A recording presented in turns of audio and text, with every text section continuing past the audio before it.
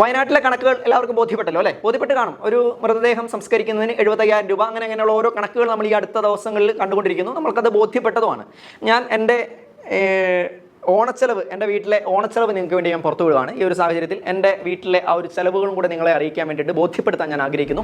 പറയുവാണ്, അരി 10 കിലോ 10,000 രൂപ, കായ വറുത്തത് 25,000 രൂപ, പഞ്ചസാര 2 കിലോ 1,500 രൂപ, ഉപ്പ് 1 കിലോ 500 രൂപ, പച്ചക്കറി 90,000 രൂപ, പായസക്കൂട്ട് 36,000 രൂപ, വാഴയില 5 എണ്ണം 2,000 രൂപ, പപ്പടം ഒരു പാക്കറ്റ് 5,000 രൂപ, ഓണക്കോടി 10 ലക്ഷം, ഓട്ടോ ചാർജ്, ഇതിനെല്ലാം കൂടെ നമുക്ക് ഓട്ടോ ചാർജ് ഉണ്ടല്ലോ, ഓട്ടോ ചാർജ് അങ്ങോട്ടും ഇങ്ങോട്ടുള്ള യാത്ര, ഓട്ടോ ചാർജ് 50,000 രൂപ, പാചകക്കാരന് കൊടുക്കണം, പാചകക്കാരന് 80,000 രൂപ, പിന്നെ വീട്ടിൽ എല്ലാവർക്കും കൂടെ ഓണക്കോടി എടുത്തത് 50,000 രൂപ.